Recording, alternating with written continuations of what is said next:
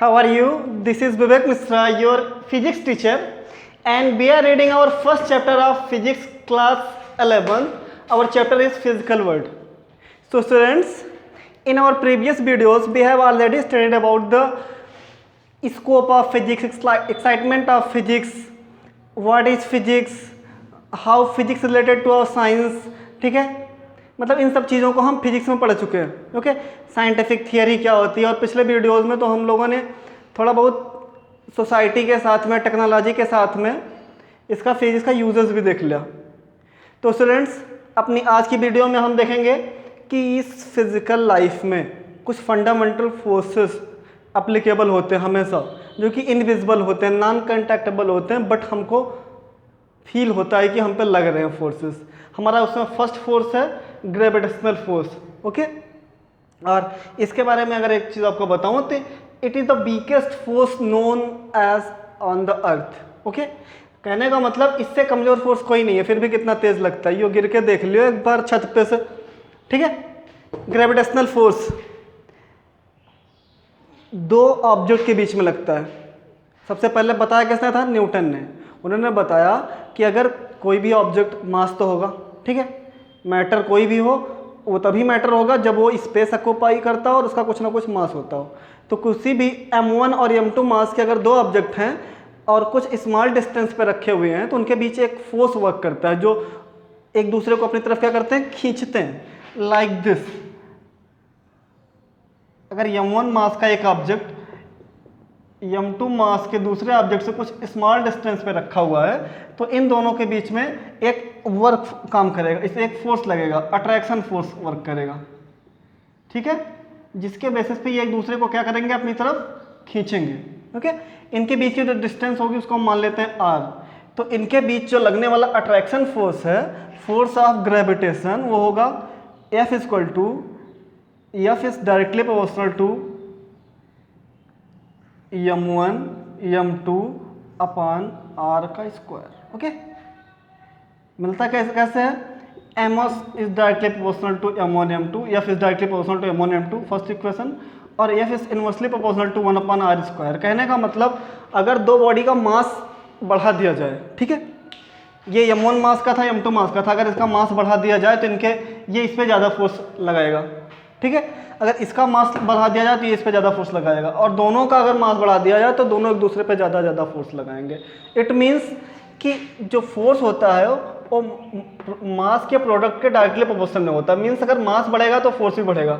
और इनके बीच ये डिस्टेंस बढ़ा दिया, लाइक दिस, ये यहाँ पे है, अगर थोड़ा सा और दूर कर दिया जाए, ये इधर कर दिया जाए, इनके बीच की डिस्टेंस बढ़ा दी जाए तो इनके बीच में लगने वाले फोर्सेस स्क्वायर में कम. अगर ये स्क्वायर में बढ़ाए, मतलब कहने का मतलब है अगर ये r कर दिया, r बढ़ा दिया 1 सेंटीमीटर 2 सेंटीमीटर बढ़ा दिया तो स्क्वायर में कम होंगे. 1 सेंटीमीटर बढ़ गई तो 1, 2 सेंटीमीटर बढ़ गया तो 4 में कम होंगे, 3 सेंटीमीटर बढ़ा दिया गया तो 9 में कम होंगे. इस तरीके से मतलब रेशियो में घटते हैं. ओके, तो ये मास के डायरेक्टली प्रोपोर्शनल में और डिस्टेंस के इनवर्सली प्रोपोर्शनल में, इन दोनों को एक साथ कंबाइन करके ये फार्मूला आया हमारा. और यहाँ से अगर हम देख लें कि अर्थ पे लग रहा है ये फोर्स, तो एक ग्रेविटेशन वर्क कर रहा होगा. ओके, F इसको हटा करके एक ग्रेविटेशनल कांस्टेंट लेते हैं capital G m1 m2 upon r square. ये सब चीज़ें आपने 9th में पढ़ ली हैं, कोई नई चीज़ नहीं पढ़ा रहा हूँ मैं, लेकिन फिर भी जिन्होंने 9th में छोड़ दिया तो मैंने उनको वादा किया था कि मैं बिल्कुल बेस से पढ़ाऊँगा, तो इसीलिए मैं इन सब चीज़ों को बता दे रहा हूँ. इस टाइप के फोर्सेस लग रहे हैं. ओके, इन्हीं फोर्सेस को हम क्या कहते हैं? Force of gravitation. ओके, या ग्रेविटेशनल फोर्स. मतलब दो बॉडीज पे जो लगने वाला अट्रैक्शन फोर्स है, उस फोर्स को हम क्या बोलते हैं? Gravitational force. इसी फोर्स के कारण अर्थ किसी भी अदर ऑब्जेक्ट को अपनी तरफ क्या करती है? खींचती है. लाइक बॉल को तुम हवा में उछालो, बॉल अपने आप जमीन पे आ जाती है. क्यों? Because of gravitation. न्यूटन भी बाग में पेड़ के नीचे बैठे थे, उन्होंने देखा कि सेब जमीन पे गिरा. ओके, सोचना शुरू कर दिए. बिना सोच के फिजिक्स डेवलपमेंट, कोई थियरी, कोई भी आइडिया डेवलप नहीं हो सकता. सोचना शुरू कर दिया, नीचे क्यों गिरा, ऊपर क्यों नहीं चला गया? तो वहाँ से थियरी निकल के आई कि अक्सर सारी की सारी चीज़ें नीचे ही गिरती हैं जब तक उन पर कोई एक्सटर्नल फोर्स हम इतना ज़्यादा अप्लाई ना कर दें कि हमारी फील्ड के बाहर चली जाए.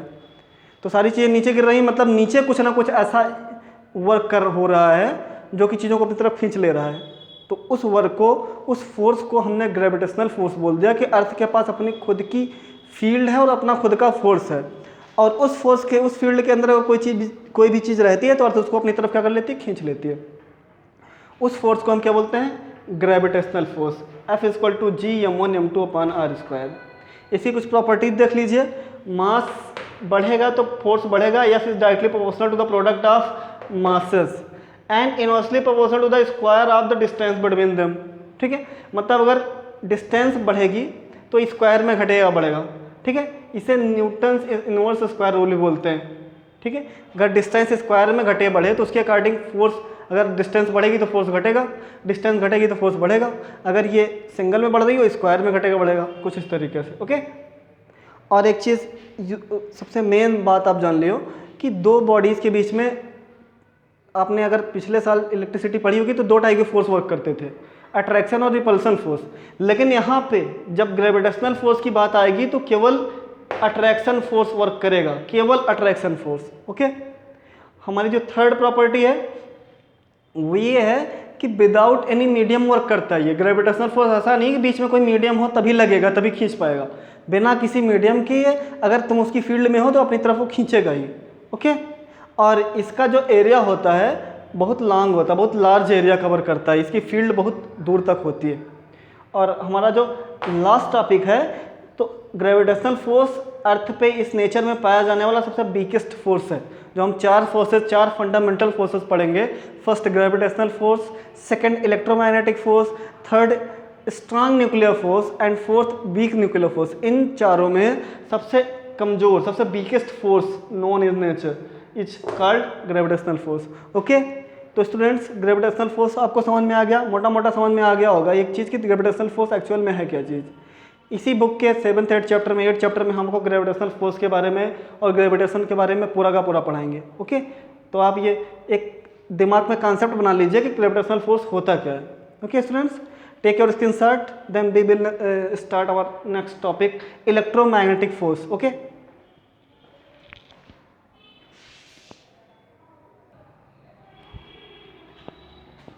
तो स्टूडेंट्स हमारा दूसरा जो फंडामेंटल फोर्स है वो क्या है, इलेक्ट्रोमैग्नेटिक फोर्स। इलेक्ट्रोमैग्नेटिक फोर्स होता क्या है, तो आप देख रहे हैं ये दो चीज़ों से मिलकर बना है। Electro plus magnetic means electric charge भी है, इलेक्ट्रिक फोर्स भी है और मैग्नेट फोर्स भी है। तो सबसे पहले हम देख लेते हैं इलेक्ट्रिक फोर्स या इलेक्ट्रोस्टैटिक फोर्स क्या होता है। ठीक है, एक तरीके से अगर इलेक्ट्रोमैग्नेट की डिफिनेशन आप समझना चाहिए इलेक्ट्रोमैग्नेटिक फोर्स, तो the force which is act in presence of electric plus magnet is called electromagnetic. Okay, तो सबसे पहले हम इलेक्ट्रिक फोर्स क्या होता है, ऐसे फोर्सेस जो दो चार्जेस के बीच में वर्क करते हैं, दो चार्जेस के बीच में लगने वाला अट्रैक्शन या रिपल्सन फोर्स इलेक्ट्रोस्टैटिक फोर्स कहलाता है। लाइक दिस, एक कोई पॉइंट चार्ज Q1 है और इससे स्मॉल डिस्टेंस पे कोई दूसरा पॉइंट चार्ज Q2 रखा है, तो इन दोनों, अगर ये माइनस है ये प्लस है, तो इनके बीच में एक अट्रैक्शन फोर्स वर्क कर रहा होगा। ओके, और इनके बीच की डिस्टेंस अगर r है तो इनके बीच में जो लगने वाला फोर्स है वो होगा F is directly proportional to 1/4 F is equal to 1/4 pi epsilon 0 Q1 Q2/r²। ठीक, डिस्टेंस ना लेते हुए दोनों को पॉजिटिव ले लें तो इनके बीच में कैसा फोर्स लगेगा, बिल्कुल अपोजिट, ये इधर। ठीक है, तो कहने का मतलब जो चार्जेस के बीच में लगने वाले फोर्स होते हैं वो अगर दोनों चार्जेस सेम प्रॉपर्टी फाइंड करते हैं, सेम चार्जेस के हैं, मतलब पॉजिटिव हैं, तो उनके बीच में कैसा फोर्स लगेगा, अगर पॉजिटिव इधर भी है और पॉजिटिव इधर भी है तो ये आपस में रिपल करेंगे एक दूसरे को, रिपल्सिव फोर्स लगाएंगे। अगर निगेटिव है तब भी लाइक चार्जेस हो जाएंगे, एक दूसरे को रिपल्सिव फोर्स लगाएंगे। लेकिन अगर एक पॉजिटिव और दूसरा निगेटिव है तो एक दूसरे को अट्रैक्ट करेंगे, unlike charges attract each other. Okay, तो कुछ इस तरीके से दो चार्जेस के बीच में जो लगने वाला फोर्स होता है उसे हम इलेक्ट्रोस्टैटिक फोर्स कहते हैं। ठीक है, और दो पोल्स के बीच में जो लगने वाला फोर्स होता है, ये अगर एक बार मैग्नेट मान लें, ये मान लें इसका नॉर्थ पोल है और ये इसका साउथ पोल है, तो अगर दो मैग्नेट के इसके बीच में लगने वाले जो दो फोर्सेस होते हैं, दो मैग्नेट के पोल्स के अपोजिट पोल के बीच में लगने वाले जो फोर्सेस होते हैं, ठीक है। नॉर्थ का साउथ के साथ जो फोर्स एक तरीके से कनेक्शन होता है, या साउथ का नॉर्थ से जिस तरीके से कनेक्शन होता है अट्रैक्शन फोर्स, ठीक है, या नॉर्थ का नॉर्थ से जिस तरीके का रिपल्सन फोर्स होता है, साउथ का साउथ से जिस तरीके का रिपल्सन फोर्स होता है, दो चार्जेस के दो पोल्स के बीच में लगने वाले फोर्स को हम मैग्नेटिक फोर्स कहते हैं। लाइक अगर नॉर्थ नॉर्थ साथ लाएंगे तो क्या करेगा, रिपल करेगा, साउथ साउथ साथ लाएंगे तो क्या करेगा, रिपल करेगा, और नॉर्थ साउथ साथ लाएंगे तो क्या करेगा, अट्रैक्ट करेगा। ओके, तो यहाँ पे हमने देख लिया मैग्नेट फोर्स और इलेक्ट्रिक फोर्स होता क्या है। दो पॉइंट चार्जेस के बीच में लगने वाले फोर्स को हम इलेक्ट्रिक फोर्स कहते हैं, और दो पोल्स के बीच में लगने वाले चार्जेस को हम मैग्नेटिक फोर्स कहते हैं। तो इन दोनों फोर्स को मिला करके जो फोर्स बना है वो हमारा है इलेक्ट्रोमैग्नेटिक फोर्स। मिस्टर ओरेस्टेड, ठीक है, ओरेस्टेड ने बताया था कि अगर किसी भी करंट कैरिंग मतलब किसी भी वायर पे अगर करंट फ्लो करवाएं, हम इलेक्ट्रिक करंट फ्लो करवाएं, तो उसमें सरफेस पे एक स्पेशल टाइप का फोर्स जनरेट होता है जिसे हम कहते हैं इलेक्ट्रिक फोर्स, और उस फोर्स के कारण उसके चारों तरफ एक एरिया, एक फील्ड बनती है, ठीक है। और उस फील्ड में अगर कोई भी हम दूसरा ऑब्जेक्ट लाएं जो मैग्नेट का अगर गुड कंडक्टर, एक तरीके से इलेक्ट्रिक का गुड कंडक्टर है, मैग्नेट को आसानी से अट्रैक्ट कर लेता है, तो अगर उसको उसके समीप लाएं तो उस पर कुछ ना कुछ फोर्स का इफेक्शन होगा। लाइक अगर आप मान लीजिए कि एक कार्डबोर्ड है, कार्डबोर्ड को आप ऊपर से बिल्कुल करंट कैरिंग वायर से एकदम वो कर दीजिए, प्लस कर दीजिए, इसमें ऐड कर दीजिए, और कार्डबोर्ड पे कुछ आयरन फिलिंग्स डाल दीजिए, फिर आप उस वायर को एक स्विच से ऑन कर, बैटरी से लगा कर ऑन कर दीजिए, मतलब उस पूरी सर्किट में क्या हुआ, करंट फ्लो करने लगा। तो उस कार्डबोर्ड पे आप कुछ आयरन फिलिंग्स डालिए, आप कुछ देर में देखेंगे कि वो आयरन फिलिंग्स उस वायर के चारों तरफ इकट्ठी हो जाएंगी, एक वे में, एक फील्ड में। कहने का मतलब कोई भी ऐसा कंडक्टर जिस पे करंट इलेक्ट्रिसिटी फ्लो हो रही है, वो अपने चारों तरफ एक एरिया क्रिएट करता है, उस एरिया को, उस फील्ड को मैग्नेटिक फील्ड बोलते हैं। मतलब एक साथ दो टाइप के फोर्सेस जहाँ पे वर्क करते हैं उसे हम क्या कहते हैं, इलेक्ट्रोमैग्नेटिक फोर्स, ठीक है। तो ये दोनों फोर्स एक साथ वर्क करेंगे तो इलेक्ट्रोमैग्नेटिक फोर्स, ठीक है। और इसकी प्रॉपर्टीज में क्या है कि ये एक टाइप का अट्रैक्टिव और रिपल्सिव दोनों टाइप का फोर्स है। मतलब अगर सेम टाइप के चार्जेस या सेम टाइप के पोल्स रहेंगे तो रिपल्सिव फोर्स काम करेगा, और अगर अनलाइक, ठीक है, एक पॉजिटिव दूसरा निगेटिव, अनलाइक टाइप के चार्जेस या पोल्स रहेंगे तो अट्रैक्टिव फोर्स काम करेगा। दूसरा, ये भी इनवर्स स्क्वायर रूल फॉलो करते हैं, मतलब चार्जेस दूर जाएंगे या पोल्स दूर जाएंगे तो उनके बीच का फोर्स कम होगा, और पास आएंगे तो फोर्स ज़्यादा होगा, और स्क्वायर में कम या ज़्यादा होगा। अगला, ये भी एक लार्ज एरिया या लॉन्ग एरिया क्या करते हैं, कंटेन करते हैं, मतलब इनके बीच में बिना अगर मीडियम ना भी हो, बिना मीडियम के वर्क करते हैं, ठीक है। अगला, मैंने बताया था कि ये ग्रेविटेशनल फोर्स से तेज़ी से वर्क करते हैं, मतलब ये उसका 10⁻36 टाइम्स लार्जर वर्क करता है, ठीक है। और ये कंजर्वेटिव फोर्स है, मतलब इलेक्ट्रिक फोर्स या इलेक्ट्रोमैग्नेटिक फोर्स को हम कंजर्व कर सकते हैं। ओके, तो ये 5 प्रॉपर्टी, इनको आप नोट डाउन कर लीजिए, और ये आप अगर समझ गए हो तो इसको आप स्क्रीनशॉट लीजिए। फिर हम आपको अगला वो फोर्स पढ़ा रहे हैं, strong nuclear force. Okay, take your screenshot Bitto.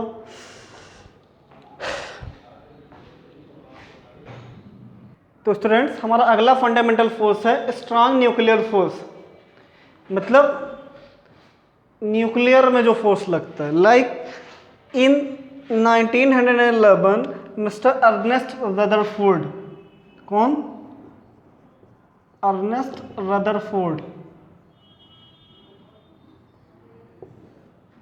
has been told that about the basic structure of atom। उन्होंने बताया कि एटम के अंदर एक न्यूक्लियस होता है, ठीक है, और इसके अंदर कुछ पार्टिकल होते हैं जो एक दूसरे को आपस में बाइंड करके रखते हैं, इसके बाहर कुछ पार्टिकल होते हैं, ठीक है। इन 1911, उसके बाद 1917 में 1917 में उन्होंने कंप्लीट बताया कि इस न्यूक्लियस के अंदर न्यूट्रॉन और प्रोटॉन होते हैं, मतलब प्रोटॉन्स होते हैं, ठीक है, जो कि एक दूसरे से कंप्लीटली बाइंड अप रहते हैं, बंधे रहते हैं। उनके बीच में एक स्पेशल टाइप का फोर्स वर्क करता है, मतलब इस न्यूक्लियस के अंदर प्रोटॉन और न्यूट्रॉन होते हैं, ठीक है। और वह अट्रैक्टिव फोर्स जो कि प्रोटॉन और न्यूट्रॉन को आपस में न्यूक्लियस के अंदर बांध के रखता है, ठीक है, the attractive force which bind the proton and neutron in nucleus is called strong nuclear force. Okay, उन्होंने बताया कि अगर इस न्यूक्लियस के अंदर जो प्रोटॉन्स के नंबर हैं वो 83 प्रोटॉन से ज़्यादा हो जाएं तो उनका न्यूक्लियस हैवी हो जाता है, भारी हो जाता है। कहने का मतलब वो प्रोटॉन्स जिस एलिमेंट के होते हैं वो एलिमेंट्स रेडियो एक्टिव एलिमेंट्स कहलाता है, मतलब वो रेडियो एक्टिविटी या इमिशन वो करने लगता है। ओके, तो कहने का मतलब है कि इस प्रोटॉन और न्यूट्रॉन को जिस फोर्स के द्वारा बाइंड अप करके रखा गया है उस फोर्स को हम क्या कहते हैं? Strong nuclear force. Okay students, clear है? इसकी मेन प्रॉपर्टी क्या है कि ये अर्थ पे पाया जाने वाला, हमारी नेचर में पाया जाने वाला सबसे स्ट्रांगेस्ट फोर्स है। एक ग्रेविटेशनल फोर्स से 10⁻38 टाइम्स ज़्यादा स्ट्रांग होता है, ज़्यादा एक्टिव होता है, ठीक है, ज़्यादा लार्ज होता है। और इसका जो एरिया है बहुत ही शार्ट होता है, न्यूक्लियस की रेंज का मतलब 10⁻15, एरिया 10⁻15 मीटर। ओके, इतना शार्ट एरिया में वर्क करता है, मतलब like the area of a nucleus, ठीक है। और बेसिकली ये किस तरीके का फोर्स है? अट्रैक्टिव फोर्स है। ओके, लेकिन अगर इनका एरिया बढ़ाया जाए तो ये प्रोटॉन और न्यूट्रॉन एक दूसरे को, मतलब प्रोटॉन अदर चीज़ों को, इलेक्ट्रॉन वगैरह को, न्यूट्रॉन वगैरह को रिपेल भी करने लगता है। ओके, तो कहने का मतलब अगर एरिया बढ़ा दिया तो रिपल्सन फोर्स भी लगता है, लेकिन बेसिकली ये क्या है? Attractive force. तो इनकी ये 3 प्रॉपर्टीज और इनका ये बेसिक सा स्ट्रक्चर और इनकी definition, the force are the required force to bind up neutron and proton in nucleus is called strong nuclear force, और नेचर में पाया जाने वाला सबसे स्ट्रॉन्ग फोर्स है। ओके स्टूडेंट्स, इसका स्क्रीनशॉट लीजिए, फिर हम आपको बताते हैं वीक न्यूक्लियर फोर्स क्या होता है। Okay, take your screenshot.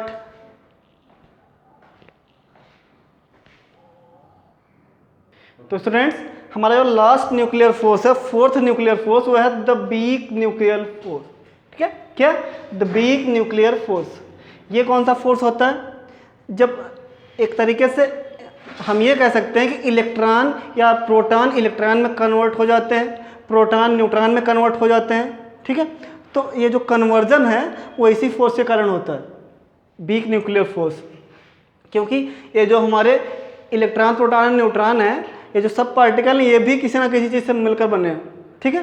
इन्हें हम क्वार्टास कहते हैं। ये 6 पार्ट में डिवाइड होते हैं quartz, up down, top bottom, ठीक है, स्ट्रांग वीक, कुछ इस तरीके से। तो इनसे मिलकर बने होते हैं। अब सब एक ही पार्ट, उन्हीं चीज़ों से मिलकर बने हैं, तो क्या होंगे? एक पार्ट से दूसरे पार्ट में कन्वर्ट हो जाएंगे। तो एक तरीके से हम कह सकते हैं द वीक न्यूक्लियर फोर्स क्या होता है? The conversion force required to one sub particle to another, ठीक है। अब यहाँ पे इसकी डिफिनेशन देखते हैं। Force that appears only between elementary particle involve in nuclear process such that beta decay of nucleus, ठीक है। जैसे the nucleus emit an electron and an uncharge particle called neutrino. जब बीटा डीके होता है तो क्या क्या बनता है? एक इलेक्ट्रॉन और दूसरा एक न्यूट्रिनो। न्यूट्रिनो कैसा चार्ज होता है? कोई चार्ज नहीं होता। और जिस रिएक्शन, जिस फोर्स के कारण ये दोनों आपस में इंटरेक्ट रहते हैं, कनेक्टेड रहते हैं, उस फोर्स को हम बोलते हैं वीक न्यूक्लियर फोर्स। ओके, तो कहने का मतलब न्यूक्लियस के कन्वर्जन के बाद ये दो चीज़ें फॉर्म हुई है ना, आफ्टर बीटा डीके क्या फॉर्म हुआ है? एक इलेक्ट्रॉन और एक न्यूट्रिनो, ठीक है। और इनसे ही क्या हुआ है? ये इनको जो आपस में इंटरेक्ट करके रखता है, उस फोर्स को हम क्या कहते हैं? स्ट्रॉन्ग या वीक न्यूक्लियर फोर्स, ठीक है। तो हमने आपको बता दिया कि वीक न्यूक्लियर फोर्स होता क्या है। अब इसकी प्रॉपर्टीज देख लेते हैं। जो वीक न्यूक्लियर फोर्स होता है वो ग्रेविटेशनल फोर्स का से 10⁻25 टाइम्स स्ट्रांगर होता है, ज़्यादा स्ट्रांग होता है। और ये इसकी जो ऑपरेटिंग कैपेसिटी है, इसकी जो फील्ड है, वो भी काफ़ी छोटी होती है। ये भी केवल न्यूक्लियस, जैसे स्ट्रांग न्यूक्लियर फोर्स था, वैसे वीक न्यूक्लियर फोर्स भी केवल न्यूक्लियस की साइज तक वो करता है, वर्क करता है, मतलब 10⁻−15 मीटर तक, 1 फर्मी, ठीक है। तो 1 फर्मी इक्वल टू 10⁻−15 मीटर, इतना इसकी साइज होती है, इतना वर्क करता है। 1 फर्मी इक्वल टू 10⁻−25 मीटर। तो यहाँ पे अगर ये चीज़ें क्लियर हो गई हों, अगर क्लियर नहीं हुई होंगी तो ये चीज़ें पहले आपने पढ़ तो ली होंगी केमिस्ट्री में, लेकिन अगर अभी भी प्रॉब्लम्स हैं तो आगे हमारे चैप्टर्स में इन सब चीज़ों का काफ़ी डिटेल में वो एक्सप्लेनेशन हुआ है। तो स्टूडेंट्स, अगर हम एक तरीके से कहें फंडामेंटल फोर्सेस के बारे में, तो अगर एक रेशियो में शो करवाना चाहें तो हम कह सकते हैं कि force of gravitation ratio force of, एक तरीके से बोलें तो weakest force, the weak nuclear force and electromagnetic force and strong nuclear force, इन सब का जो रेशियो होता है वो 1:10⁻25 10⁻36 10⁻38 एक साथ। ओके स्टूडेंट्स, तो यहाँ पे हमने आपको बता दिए 4 बेसिक फंडामेंटल फोर्सेस हमारे नेचर के। ओके, तो उम्मीद करता हूँ आपको आज का वीडियो समझ में आ गया होगा। फिर भी अगर वीडियो से रिलेटेड कोई भी क्वेरी, कोई भी कन्फ्यूज़न है तो आप हमारे कमेंट बॉक्स में जाके, हमारे यूट्यूब चैनल के कमेंट बॉक्स में जाके हम पे कमेंट करके अपने क्वेश्चंस पूछ सकते हो, हम आपके जवाब आपको वहाँ देंगे। तो स्टूडेंट्स, अगर अभी तक आपने हमारा चैनल सब्सक्राइब नहीं किया है तो हमारे चैनल को सब्सक्राइब करिए, इससे पीछे के वीडियो आपको आसानी से मिल सकें। और चैनल के नीचे जो बेल आइकन बटन है उसको ज़रूर दबाएं, जिससे कि आगे के वीडियोज़ आप तक आसानी से पहुँच सके। मिलते हैं अपने अगले वीडियो में एक नए टॉपिक के साथ। तब तक के लिए बाय बाय, थैंक यू।